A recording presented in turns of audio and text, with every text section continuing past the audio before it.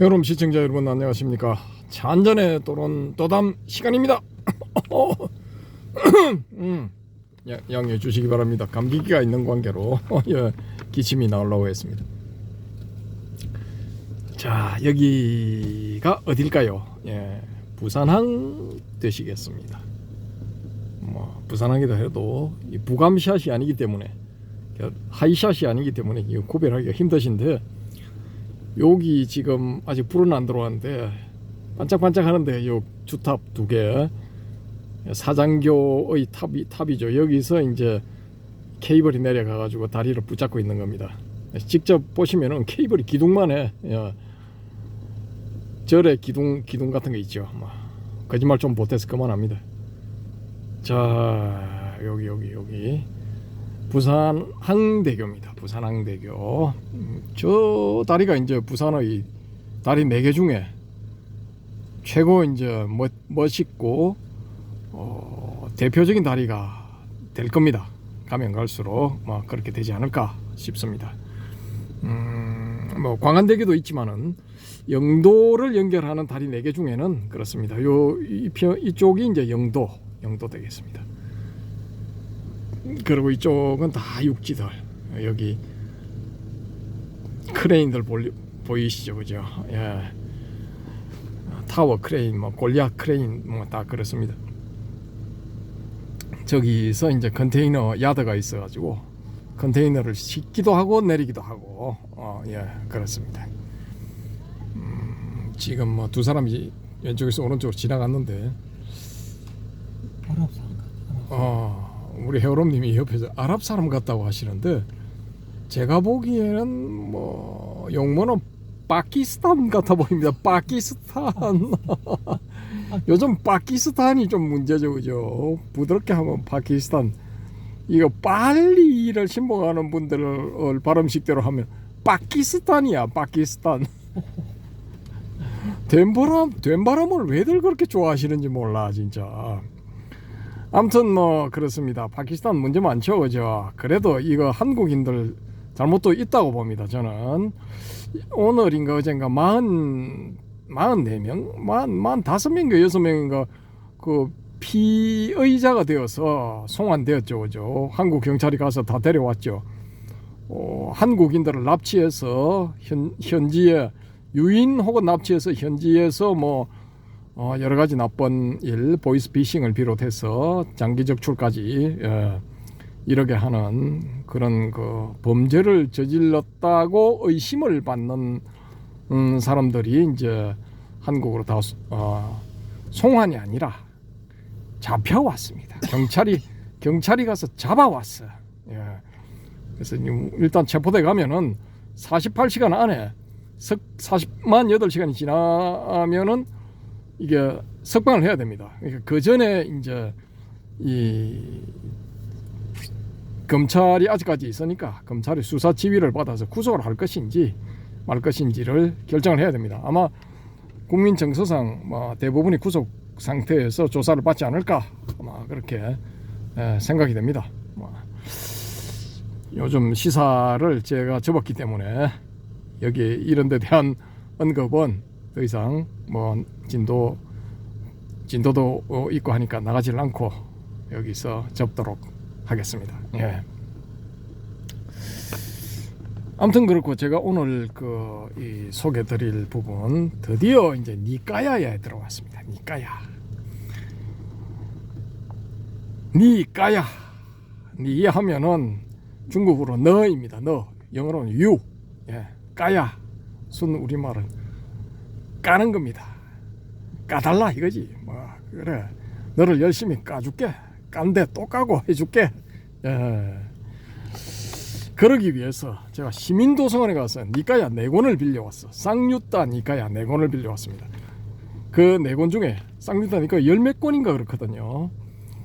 다 사는데 전질이 30몇 권인가 하여튼 그래서 너무 부담스러워서 일단은 빌려봤습니다. 쌍유따 니까야, 보이시죠? 부산 직할시립 시민도서관. 빨리 대장경 쌍유따 니까야 제1권 시와 함께 모음 전재성 역주 이렇게 되어 있습니다. 화면상으로는 지금 잘 안 보일 수도 있겠습니다. 아무튼 1권인데요. 자, 요 부분을 이제 보시게 되면은 본격적으로 이제 니까야에 들어갑니다. 왜 제가 니까야에 거품을 무는가? 거기에 대해서 이제 설명을 드릴 수 있게 됐습니다. 아니, 그 초기불교 하시는 분들이 대성불교에 대해서 거품을 물었잖아요. 그래서 저는 대성불자의 한 명으로서 초기불교에 대해서 특히 니까야에 대해서 거품을 물어주겠다라는 겁니다. 이거 가만 보니까 아무도 하는 사람이 없어. 다들 뭔가에 쫄았어. 이재명이한테 쫄아가지고 말이야. 다들 벌벌 기는 것처럼 뭔가에 쫄았어. 제 추정상으로는 샤카무니 부다의 권위에 쫄지 않았나. 일단은 그런 생각이 듭니다.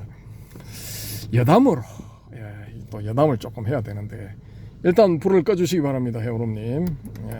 불 끄는 게 야경, 서서히 야경이 드러나고 있기 때문에 감상하시는데 더 좋을 것 같아서 일단 불을 껐습니다.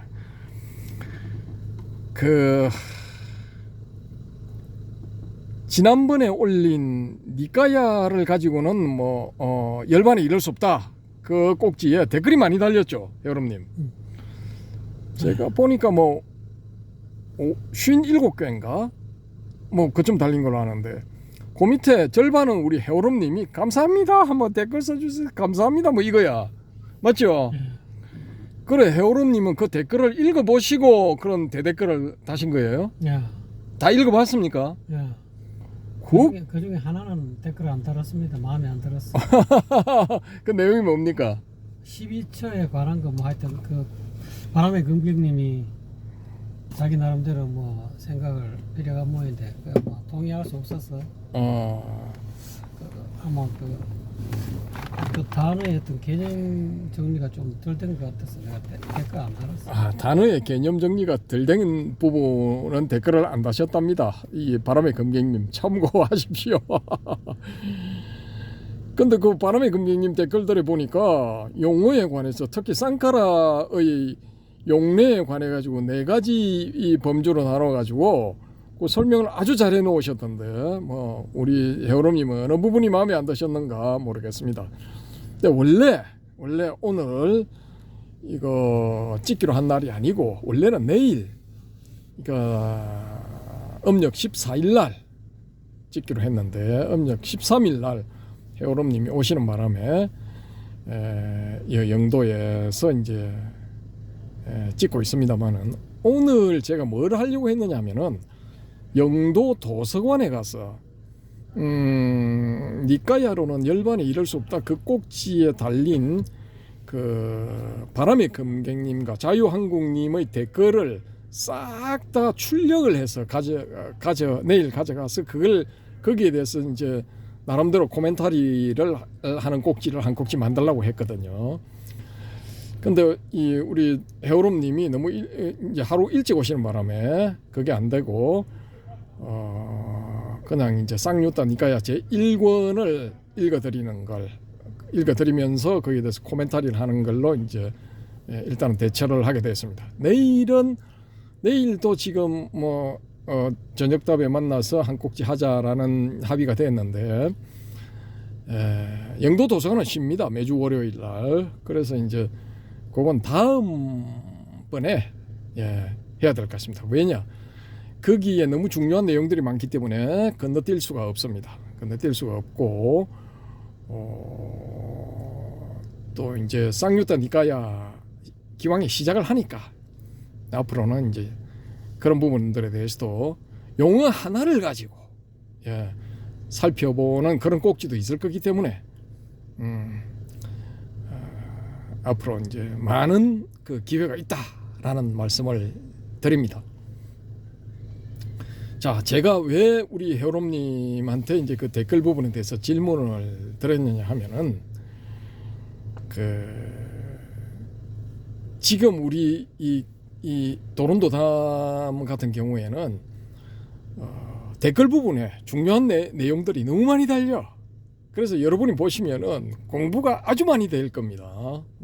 아주 많이 되고 저도 이 사실상 이제 복습이지만은 공부가 많이 되고 있습니다.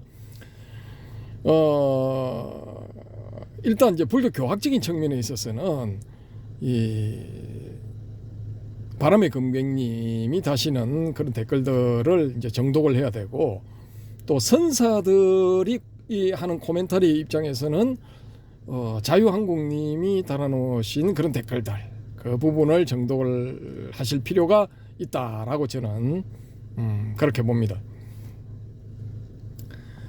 근데 거기에 이제 그 용어 중에 불교 용어 중에 많은 부분들이 아주 특수한 경우에 이게 해당되는 경우가 많거든요. 불교 용어.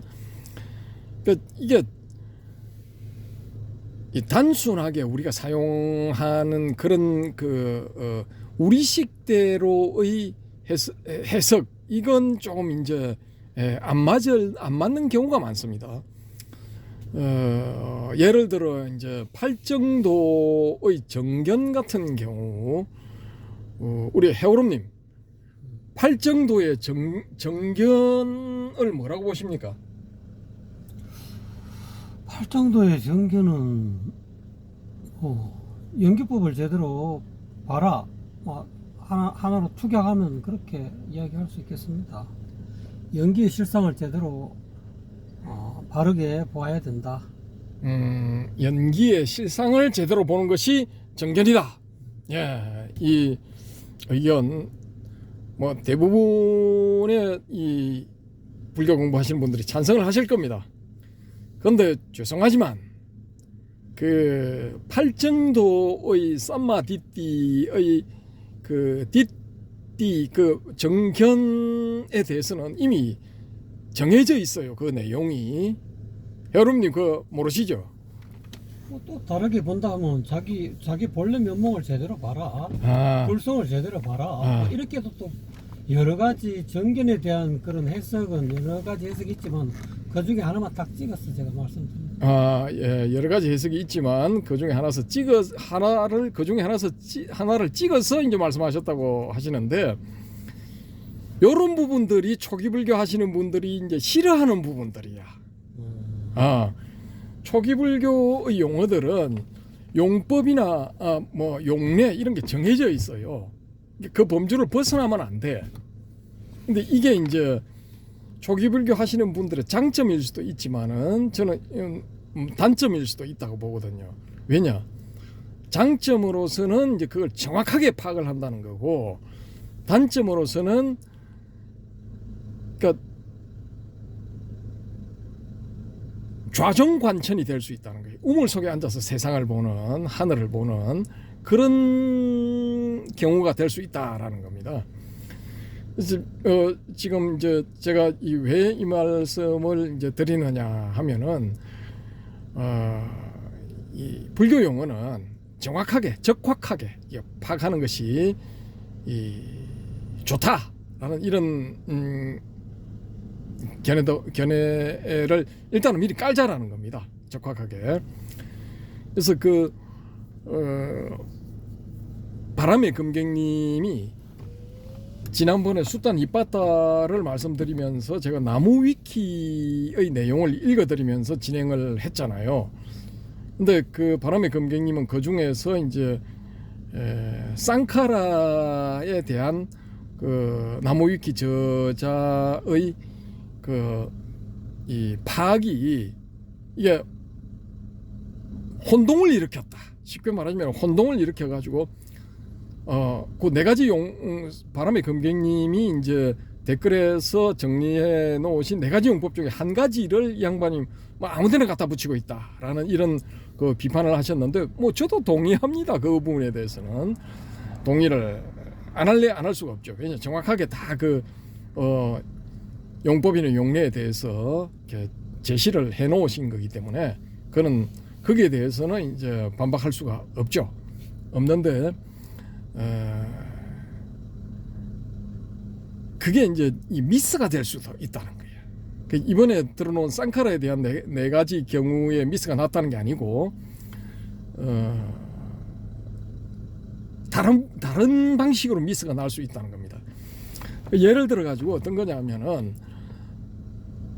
연기법에 있어 가지고 차기고 피기, 차멸고 피멸이잖아요. 그래서 제가 이제 그때 어떤 저거를 하나 들었던가 하면은 아버지가 있기 때문에 자식들이 있다.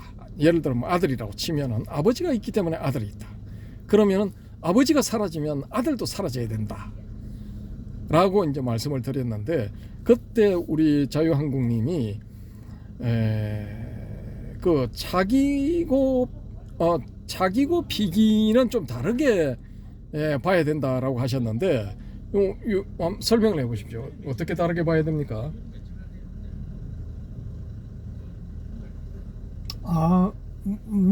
자유한국님은 나는 뭐 그거를 그 댓글을 그때 보고 그냥 저는 다 잊어버렸는데 차기고 피기는 저는 뭐 제가 바라보는 것은 그냥 이 12처에서 식이 발생할 때 예를 들어서 눈, 귀, 코, 여, 몸 뜻을 자라 생각하고 그 다음에 색성양 미촉법을 바깥에 있는 대상세계라고 이렇게 자아계와 대상계가 따로 존재한다는 그런 어떤 의식 상태를 제가 알고 있는 부분을 12처라고 생각하거든요. 12처는 육근과 육경의 의미하고 좀 다르다고 저는 파악을 했기 때문에 그러니까 이 12처가 있을 때 12처라는 또 눈, 귀, 코, 여, 몸 뜻이 나고 바라보는 그러니까 눈, 귀, 코, 여 내 눈을 이 바라보는 보는 작용을 나라고 생각하는 거죠. 보는 놈 이게 보는 놈은 나고 또 듣는 놈은 나고 보이는 놈은 내 아닌 바깥에 있는 대상이고 또는 들리는 놈은 내 아닌 바깥의 소리고 이렇게 자아계와 대상계를 따로 바라보는 시각을 그런 의식 상태를 저는 12처라고 보거든요. 그러니까 이 12처 가운데서 그걸 이제 자아계, 눈기, 코여, 몸 뜻을 나라고 생각하는 그 자체가 육내입처이니까 육내입처가 일어나는 곳에 차기고 피기, 육외입처가 생긴다 이 말이죠. 그러니까 이제 차기고 피기를 저는 그렇게 이해합니다. 육내입처가 생길 때 바로 육외입처가 바로 동시에 동시에 생긴다 이 말이죠. 그래서 육내입처가 사라질 때 멸할 때 육외입처도 바깥에 있는 색상양 미촉법 바깥의 대상이라고 우리가 의식하고 있는 육외입처도 동시에 사라진다. 이런 뜻에서 그것을 연기법으로 저는 한정해서 봐야 되지 않느냐 하는 게 제 개인적인 생각입니다. 그 자유한국님은 어떻게 생각해서 그렇게 말씀하는지 모르겠지만 제가 바라보는 바는 그래서 육내입처가 생기는 것에 육내입처가 일어날 때 육외입처가 동시에 일어난다 이 말이죠. 그러니까 눈이 생길 때 색이 바로 발생한다 이 말. 그러므로 인해서 안식이 그러니까 육내입처와 육외입처 다시 말하자면 12처가 같이 자아계와 대상계와 같이 연해서 차기고 피기했을 때 바로 이제 또 새로운 어떤 그런 육식이 생기죠. 그러니까 요런 의미 육식은 제껴놓고 차기고 피기 또는 차멸고 비멸 이것은 육내입처와 육외입처의 관계를 그렇게 설명한 것이 아닌가. 우리가 보통 일반적으로 박 여사님이 이야기하는 그런 그 연기법의 어떤 그런 어떤 대표적인 연기법이라 하면 금방 말씀하셨잖아요. 그 구절은 12처의 어떤 자아계와 대상계에서 일어나는 그 관계를 설명할 때 대표적으로 이제 설명할 때 그런 식으로 설명한 것이 아닌가 하고 저는 그렇게 생각한다는 거죠. 그러니까 연기법을 그렇게 이제 차기고 피기, 차멸고 피멸은 거기 한정을 해서 봐야 된다 이 말씀이죠. 일단은 이제 소극적으로 이게 협의적으로 보면은 그 라인을 보면은 차기고 피기, 차멸고 피멸을 금방 쉽게 이해할 수 있다는 거지. 오케이 좋습니다. 예, 그러면은 외입처의 그럼 확장되면은 어떻게 되는 겁니까? 확장시키면 확장시키면 이제 내입처와 외입처가 있을 때 또 식이 발생하잖아요. 오케이 됐습니다. 그러니까 12처 18개 내에서 보자 이 말씀이네요. 네, 18개 내에서 보자는 거죠. 근데 이제 요렇게 하면은 요건 또 맞아 이게 이제 이 논리적인 이 문제가 없을 수가 있어요. 딱 맞아 떨어지니까. 근데 이 초기 불교 하시는 분들의 주장을 대충 살펴보면은 이게 그냥 연기법 차기고 피기 차멸고 피멸이 전 우주에 적용되는 철칙이야. 그거는 잘못된 생각. 이렇게 말씀하시는 분들이 많아. 예. 그래서 제가 이제 아버지와 아들의 예를 들어서 말씀을 드린 거고, 그러니까 아버지가 있어서 아들이 있다의 반대 말은 반대 부정에 해당되는 말은, 그러니까 아버지가 멸하니까 이거 아들이 멸한다 이게 아니고, 아버지가 없으면 아들이 없다라고 되어야 한다라는 게 이제 바람의 검객님 주장입니다. 그래서 문제가 없다라는 거예요. 예. 아버지가 있기 때문에 아들이 있다. 아버지가 없으면 아들이 없다. 요거 이제 다른 말로 현대적인 용어로 바꾸면은 아버지가 있기 때문에 아들이 있다라는 요 명제의 이 부정적인 표현은 아버지가 없으면은 아들이 없다라가 되어야 된다는 거예요. 이건 일반 이제 논리학적인 측면에서 보면은 요게 맞거든요. 이게 이제 역이 대우 이렇게 배우잖아요. 이게 역에 해당되는 거죠. 어떤 명제의 역에 해당되는 논리적인 표현이죠. 근데 저는 이제 거기에 대한 반박을 어떻게 하느냐 하면은 차기고 피기만 있으면은 그 말이 맞다라는 거예요.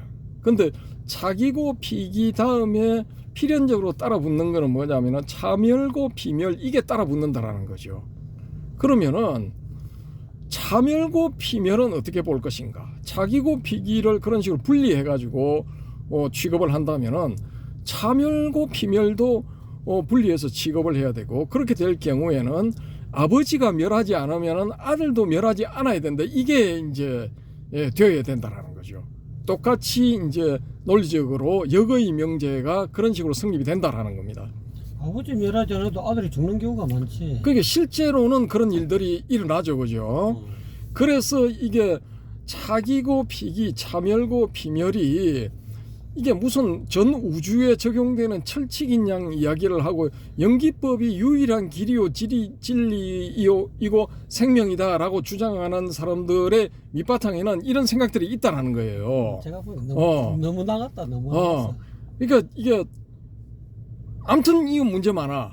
예, 문제가 많고 제가 보는 견지에서는 이거 말도 안 되는 소리다라는 거죠. 우리 해오름님처럼 차기고 피기를 육건이 일어나기 때문에 육경이 일어난다.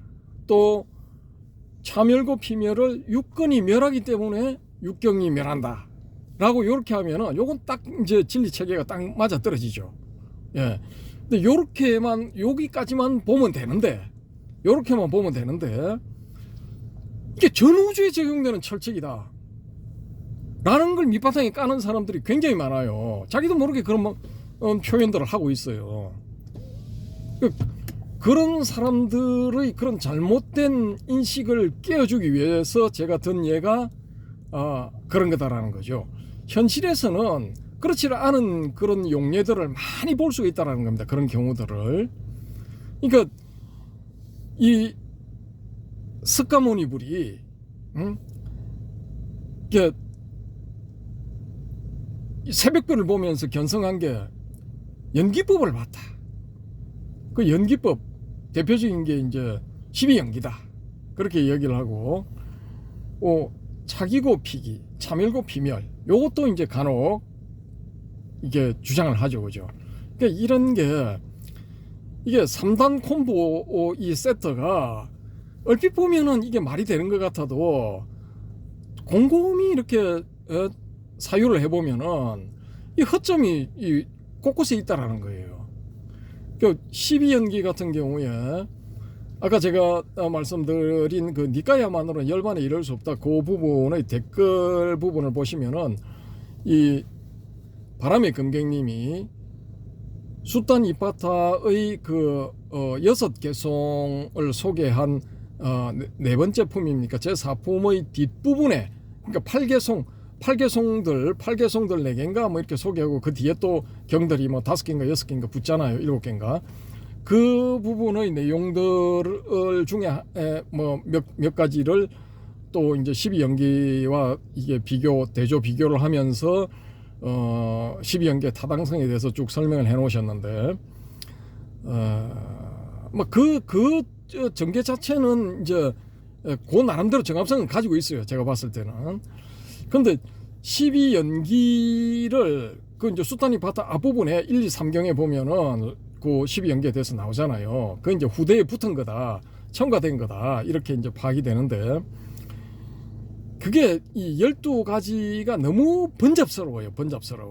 번잡스럽고 이 지금 이제 소개해드릴 쌍유타 니까야의 그 해제 부분 세 번째인가 제 3권의 해제 앞부분에 소개하는 글인가 머리말인가 예, 이 전재승 박사님이 써놓으셨는데 그건 이제 이 내일인가 뭐 이렇게 촬영을 할 때 녹화를 뜰 때 그 그 부분에 대해서 제가 또 설명을 드릴 텐데요.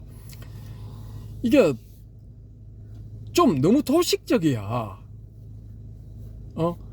무명에서 시작해가지고 노사까지 이게 너무 도식적이거든요.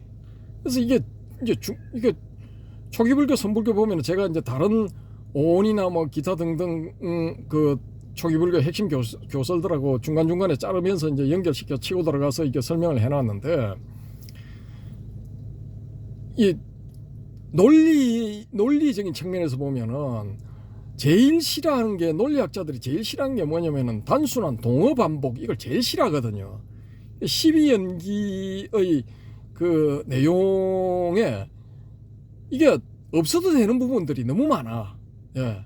그러니까 12연기가 인간의 세상이 이제 고다라는 걸 설명하기 위한 그런 자세한 그런 장치들이다. 그걸 보면은 뭐 이렇게 쉽게 세상이 고인 거를 알 수 있다라는 이런 말씀들을 이제 하실 수가 있는데 제가 보기에는 그렇게까지 할 필요가 없다라는 거예요.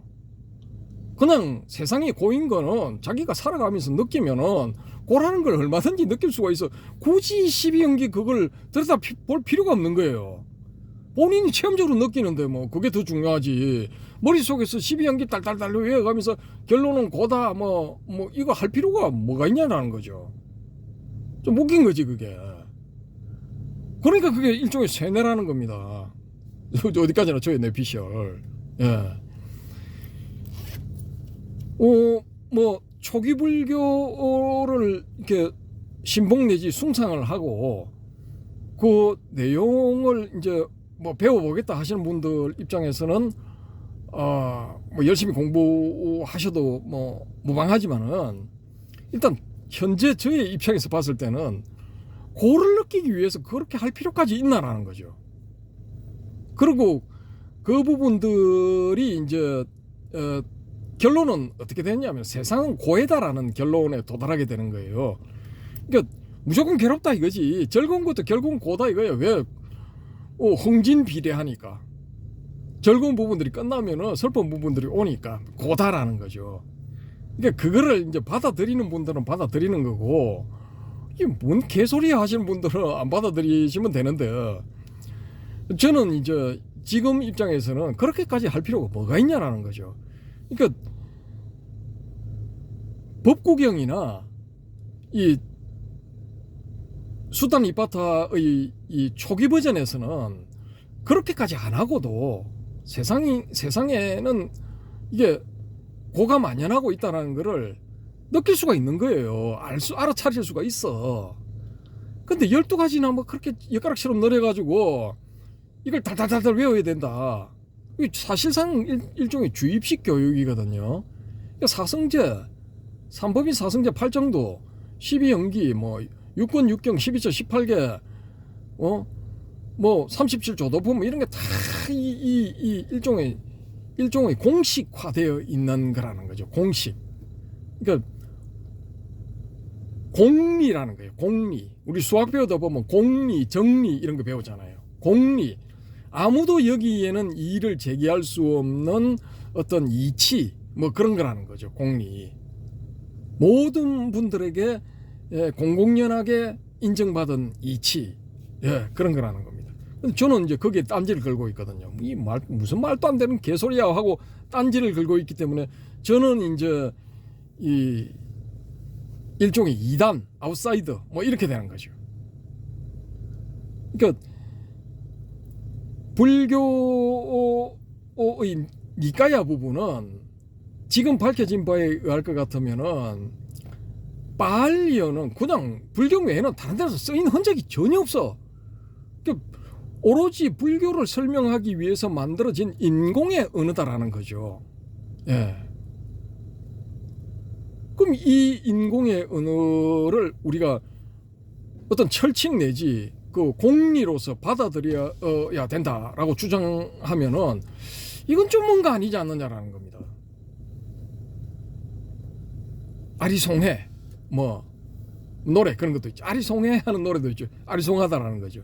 어쨌든 뭐 저거를 해보자라는 겁니다. 일단은 이 의문부호를 한번 던져보자라는 겁니다. 쌍유타 니까야 처음 1권 처음 부분 들어가기 전에 그런 문제점들이 있다. 문제의식을 가지고 우리가 접근해보자라는 겁니다. 아까 제가 이거 정견에 대해서 쌈마디띠에 대해서 우리 혜롬님한테 질문을 했는데 다시 한 번 더 질문을 할게요. 그럼 대성경전의 질문 용어에 대한 건데 반야심경에 보시면은 우리 혜오름님 반야심경 그 대문 페이지 뭐 위에 막 뜨잖아요. 조회수가 제일 13,000인가 돼서 이렇게 1등 자리를 유지하고 있는데 반야심경의 마반야 바람일다 심경의 그 부분에 우리 식대로 하면 한글로 마음이라 해석되는 그 부분에 대해서 설명을 한번 부탁드립니다. 심경이라면 핵심 큰 대지의 대지의 내지 묘지를 완성하는 그런 어떤 핵심되는 심경은 핵심이다 저는 그렇게 보고요. 그런데 이제 아까 저기 방금사님이 말씀하신 정견은 또 대성식으로 이야기하면은 온 계공을 모르는 것이 온이 공하다는 것을 확연하게 보는 그것이 정견이다. 또 이렇게 또 볼 수가 있어요. 오케이 여기서 그러면 제가 질문. 그 마음 심자의 원어가 어떻게 되어 있겠습니까? 산스크리트 원어. 글쎄 그걸 잘 모르겠습니다. 그 일반적으로 우리가 심의식이라고 할 경우에는 짓다 마너스 비즈나냐 이렇게 보잖아요. 그 중에서 심이 짓다거든요. 그러면 산스크리트 반야심경의 제목도 산스크리트 원문이 있는데 그 원문이 짓다로 되어 있습니까? 글쎄요. 그거는 어떻게 심경을 왜 심경으로 했는지 그거는 좀 아까 짓다를 제대로 해석해서 그거를 제목을 지었었어야 안 되나? 그 일반적으로 우리가 생각할 때는 마하반야 바람일다 심경의 심이 우리가 말하는 영어의 마인드라고 이렇게 보거든요. 근데 좀 전에 우리 혜오름님이 핵심이라고 말씀을 하셨는데 요렇게 핵심이라고 번역해야 되는 게 맞는 거예요. 그렇습니까? 연속해서 안타를 치시는데 이게 왜 그러냐 하면은 산스크리트 원문을 보시면 이게 짓다가 아니고 흐리더야야. 이게 뭐냐면은 이 임재선사가 적육단상의 일위진인이라 할 때 그 적육단상의 적육이 뭐냐 하면은 심장이거든요. 영어로 하트. 그거야. 반야심경의 제목에 우리가 마음 심자라고 번역해 놓은 그게 산스크리트 원문에는 심장이야, 심장. 흐리다야. 그러니까 이걸 핵심으로 번역하는 게 그게 정확한 거예요. 그러니까 아니 뭐 소발이 지잡아. 결론적으로 뭐 그렇게 됐는데 아무튼 뭐 연속 안타. 그러니까 삼마디띠의 이 디띠 뭐 산스크린 드리스띠죠. 드리스띠. 요 부분이 왜 제가 이걸 나중에 다시 한번 이렇게 찬찬히 살펴봐야 되느냐 하면은 예전에 제가 초기불교 선불교를 내고 한 해 지난 다음인가 우리 그 해오롬님이 주선을 하셔가지고 어느 지방에 가서 10번 10주 연속으로 강연을 한 적이 있거든요. 그 금강경에 대해서 했는데 그거 기억나십니까? 네네네. 그때 이제 그 두 번째 시간인가 세 번째 시간에 이게 2주차인가 3주차에 어느 그 젊은 거사님이 한 분이 오셔가지고 저보고 어떤 질문을 하시냐면은 그 법당 건물 앞에 계단 앞에서 이분이 오시더니만은 질문을 하시는데 견해에 대해서 어떻게 생각하느냐, 이게 볼견에 대해서. 볼견. 예. 이 견을 어떻게 생각을 하느냐 하길래 제가 이제 그 질문의 의미는 캐치를 했거든요. 캐치를 했는데 저는 이제 한 발 더 나가가지고 뭐 본다는 거 아니냐, 뭐 알아차린다는 거 아니냐, 뭐 그런 식으로 하니까 실망해가지고 실망의 눈빛을 영영히 드러내고 이거 하순해하는 그런 표정도 나오고 그렇게 해서 그분이 돌아가셨는데 돌아서서 이제 뭐 그 저쪽으로 가시더라고요. 근데 왜 제가 그런 말씀을 드리냐면은 불교에서 이제 본다는 이 개념이 굉장히 중요하거든요. 이 특히 대성불교 견성성불이잖아요. 볼견자잖아. 선종은 더 중요하죠. 그 다음에 관세음보살의 관이라는 것도 이제 볼견하고도 또 이제 연결이 될 수가 있거든요. 그 다음에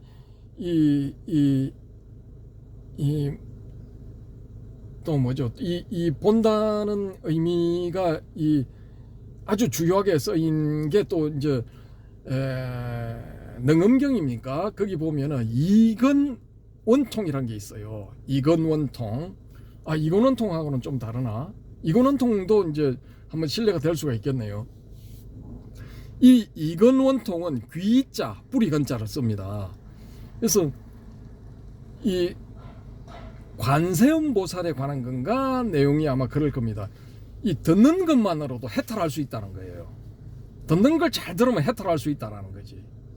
열반에도 이럴 수가 있고 깨달을 수가 있다는 거예요. 귀자 이건 원통. 예.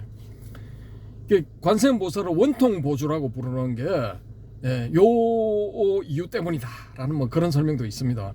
그래서 그러면은 견을 안 하고도 관을 안 하고도 귀만 가지고도 이게 해탈이 되는 거야. 대성불교에서는 압축하면은 능엄경인가 그렇죠. 그러니까 여러 가지 의미를 저는 이제 담고서 그렇게 이렇게 말씀을 드린 건데 그분은 실망해서 돌아가셨는데 아마 나름대로 이 볼견자 견에 대해서 일가견을 가지신 것 같아요. 그래서 이게 이제 다 이거 본다는 거야. 본다는 게 우선 돼야 된다. 우선 봐야 된다는 거야. 그래서 눈이 900냥, 나머지 감각기관은 뭐 다 합쳐서 100냥, 뭐 그런 말도 있잖아요. 근데 그게 유가에 보면은 공자님이 조문도 들을 문자를 쓰거든. 아침에 도를 들으면 저녁에 죽어도 좋다 할 때 그 문은 귀하고 관련되어 있거든. 문자가 문자에다가 귀가 그래서 들을 문이거든. 그러면 이제 방금사님 이야기한 대로 이건 원통이 가능하다는 거예요. 예, 아침에 도를 들었는데 저녁에 죽어도 좋다. 도를 들어서 한 소식 했으니까 저녁에 죽어도 좋다는 그런 말이 나오거든요. 그러니까 이제 방금사님의 말씀이 본다는 것은 어떻게 보면은 들을 문자의 뜻도 또 함유하고 있다라고 저는 또 개인적으로 생각합니다.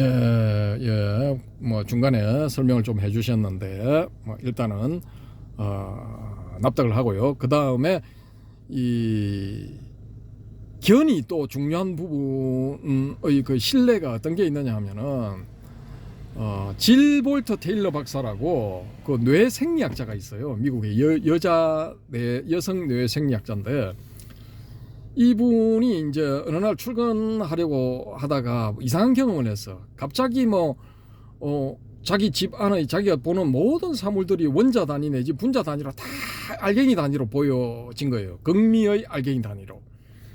그리고 병원에 실려가고 난 다음에 이분이 병원 침대에 누워가지고 둘러보니까 다 그렇더라 이거야. 사람들도 다 그런 식으로 보이더라라는 거지. 그래서 이 사람이 어떤 생각을 했냐면 이게 불교에서 말하는 열반인가? 내가 열반을 정득했나? 열반을 얻었나? 이런 느낌을 가졌다라는 거예요. 그 질 볼터 테일러 이렇게 해서 검색을 해보시면 유튜브에 다 뜹니다. 그 강의 내용 다 나옵니다. 그런 경우 본 거예요. 볼견 띠띠를 한 거야. 본 거야. 예. 그 다음에 또 한 가지는 뭐냐 하면은 LSD라는 그 일종의 마약 있죠. 마약. 이게 1980년대 히피 때 60년대 히피 때부터 시작해가지고 1980년대까지도 지금도 그런지도 모르겠습니다. 미국의 백인 상류층 그 청년들이 기본적으로 이걸 다 했대요. 좀 확장하자면은 거의 다 했다. 이렇게 볼 수도 있는데 이 LSD의 특징이 뭐냐 하면은 환각을 보게 하는 거예요. 근데 환각을 보는 게 이게 LSD뿐만이 아니고 코카인이나 헤로인 이런 것도 이런 마약들도 이 환각을 보게 한답니다. 근데 차이점이 뭐냐 하면은 LSD를 복용한 사람의 영상을 보시면은 여자인데 자기가 이제 남편이 근무하는 그 회사에서 임상 실험 대상이 될 사람을 모집한다 해서 자기가 왔다 이거야.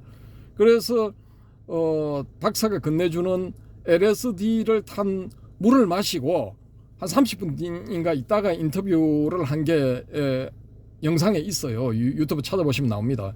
근데 이 여자가 무슨 이야기를 하느냐 하면은 나는 릴리즈가 됐다 이거야. 풀려났다 이거야. 해탈했다는 거지.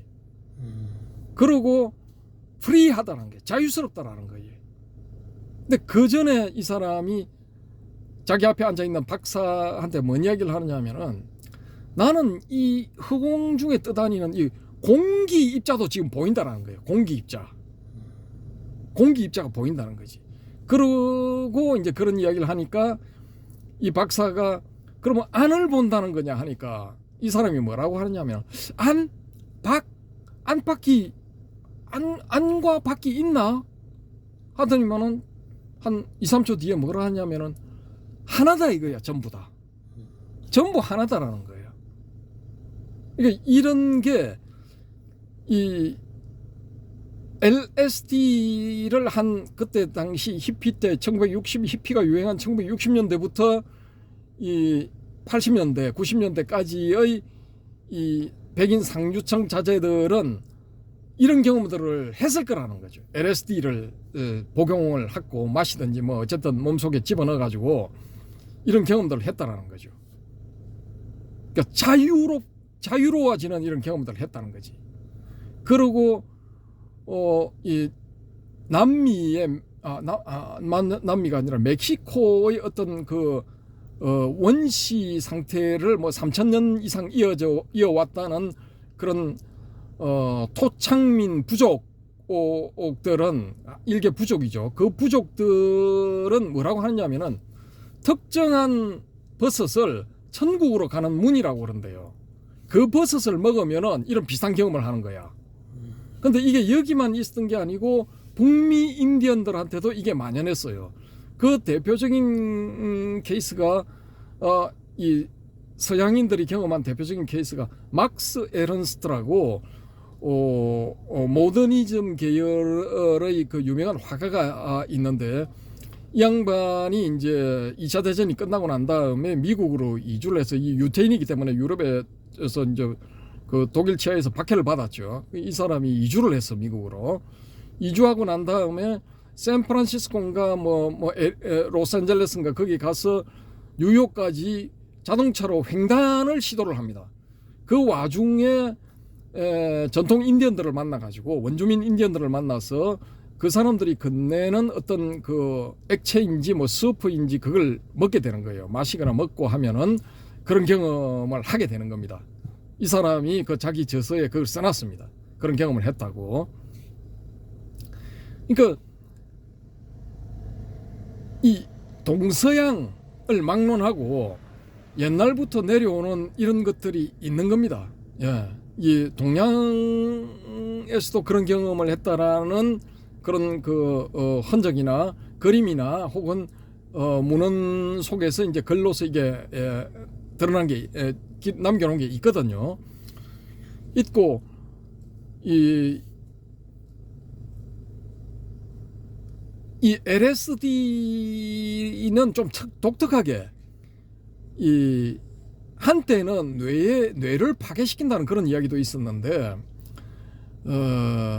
지금은 또 뇌를 파괴한다는 그게 대해서는 이제 근거가 없다라는 그런 논문들이 나오고 있답니다.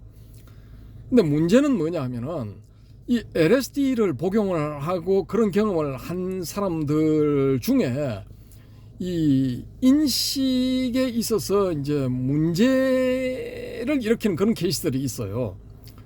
그렇게 되면 어떻게 되느냐 하면은 옥상 같은 데 올라가서 그냥 뛰어내려 버리는 거야. 왜냐? 옥상에서 올라가서 자기가 봤을 때는 전부가 하나거든. 그러니까 새처럼 날아버리는 거지. 새처럼 난다고 뛰었는데 그냥 콘크리트 바닥에 부딪혀서 비참하게 죽는 거지. 근데 본인은 그걸 못 느끼겠죠. 모두가 하나니까, 자유로우니까 육체 같은 건 신경 안 쓰는 거지. 그 육체라는 속박에서 벗어났다 이거야. 그런 이 인식 장애, 요런 게 이제 생기는 문제점들이 있다라는 거죠. 그런데 그런가 하면은 이 불교의 고성들, 특히 티베트 고성들을 이제 초청을 해서 이 과학자들이 이 전극을 꼽고 검사를 해본 거예요. 명상 상태에 들었었을 때 이 사람들이 명상 상태에 들어갔을 때 어떤 반응이 나타나는가 이걸 해보니까 이 동일한 그게 나타나더라라는 거죠. 이 동일한 게 뭐냐 하면은 디폴트 모드 네트워크가 비활성화된다는 거예요. 이 디폴트 모드 네트워크는 뭐냐 하면은 네트워크니까 뭐 몇 개가 돼야 되겠죠. 그러니까 전두엽 그 다음에 후방의 그 어떤 대상 피질, 뭐 뇌의 뒤쪽에 뭐 상부에 있는 대상 피질, 그 다음에 척두엽, 뭐 귀 살짝 위쪽이나 하여튼 그 언저리 하고 안에 들어있는 해마 부분, 요런 부분들을 합쳐가지고 이게 디폴트 모드 네트워크라 하거든요. 이제 요 디폴트 모드 네트워크에 해당되는 요런 세 부분 내지 네 부분이 이 자아를 강하게 의식한다는 거예요. 자아를 의식하는 데에는 이 부분들이 관여를 한다는 거예요. 티베트 고성들이 명상 상태에 들게 되면은 자아를 의식하지 않게 되는 거죠. 쉽게 말해서 이제 무아 상태에 들어가는 거죠. 무아가 되었을 때의 무아 상태에 빠져들었을 때의 그 쉽게 말해서 모라일체의 상태가 되었을 때 그때는 이 디폴트 모드 네트워크 DMN 부분이 비활성화되더라는 거예요. 요게 이제 살짝 이렇게 약해지거나 아니면은 아예 꺼져버린다라는 거죠. 오프 상태가 되어버린다라는 겁니다. 차이점은 이 티베트 고성들하고 LSD를 복용한 혹은 환각 효과가 있는 버섯들을 복용한 사람들과의 차이점은 뭐냐 하면은 이 고성들은 부작용이 없는 거야. 높은 데 올라가서 뛰어내리든가 하는 그런 부작용이 없는 거예요. 그런데 LSD를 계속 복용하게 되면은 그런 일체가 되는, 모라 일체가 되는 그런 부분들을 자기가 본다 이거야. 근데 그 보는 그게 함정이야. 그래서 옥상 같은 데 올라가서 뛰어내리거나 나는 자유롭다 하고 뛰어내리거나 아니면은 뭐 모두가 하나다 하고 뛰어내리든가 혹은 모두가 하나다 하면서 사람을 칼로 푹푹 찔러버리든지 총을 쏴버리든지 그런 식으로 해서 연쇄 살인마가 되는 거야.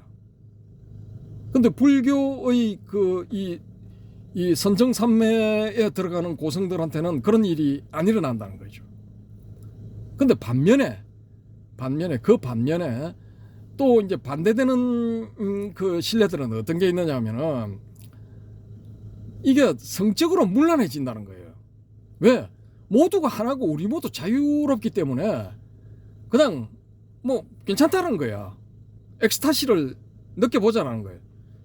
그렇게 해서 문제가 된 게 우리가 익히 알고 있는 오시오 라저니시의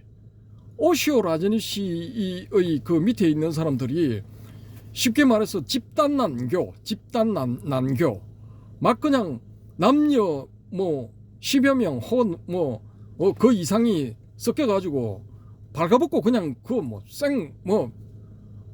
난리를 치는 거지. 예. 그러니까 그거를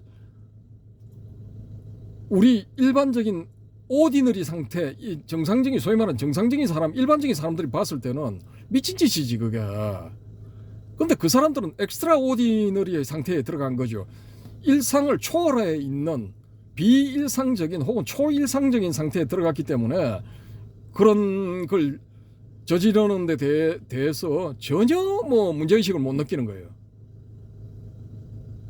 그러니까 그런 부분들에 의해서 성적 문란에 의해서 오쇼가 비난을 엄청 받았죠.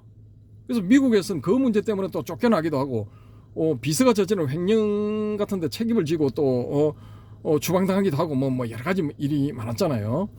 근데 이 사람 외에 미국에 거주하는 그 티베트 계열의 성녀 중에 고성이라는 사람이 저지른 그런 그 난잡한 성생활 이런 게 있어요.